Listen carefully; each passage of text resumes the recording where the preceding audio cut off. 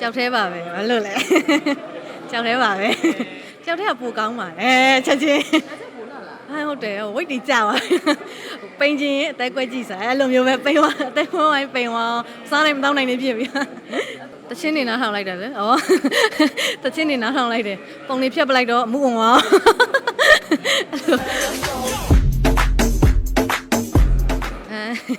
ကြောက်တဲ့တောက်ပနေတာတော့ပြောတယ်ဘို့အလုံးမျိုးတော့ဘာပြောလို့ပြောမှမသိအားသက်ချက်လည်းရှိပါချက်ကြရင်တော့လည်းအဲ့လိုဟိုဝမ်းနေတဲ့စိတ်တွေလည်းပေါက်လာပါငါတယောက်သေးကြီးဆိုတော့ဒါပေမဲ့တစ်ခါကြောက်လေအော်လွတ်လက်လုံးတွေလုံးလို့ရတယ်အေးဆေးနေလို့ရတယ်တင်မလားအဲ့လိုမျိုးမရှိဟိုအပူပင်မရှိတော့အရင်ဆိုနောက်ဆက်နေတင်းနေရတယ်တင်မလားဟိုမင်းသားနဲ့တွဲလိုက်ပြီးဟေးဆိုရင်တော့မှဒုက္ခပဲစိတ်ဆိုးရမလားမသိဘူးအဲ့လိုမျိုးတွေတော့တွေ့အခုကျတော့တွဲဆက်ရှိတွဲဖတ်ဆက်ရှိဖတ်ပလိုက်ရှုပ်သွားအဲ့လိုမျိုးတွေလုံးပလိုက်ပေါ့ဘာဖြစ်သွားစိတ်မကောင်းမဖြစ်ပါနဲ့လို့ဒါလူတိုင်းကြုံရမယ့်အရာပဲပေါ့နော်လူတိုင်းကြုံရမှာပဲဆိုတော့လဲစိတ်မကောင်းမဖြစ်ပါနဲ့လို့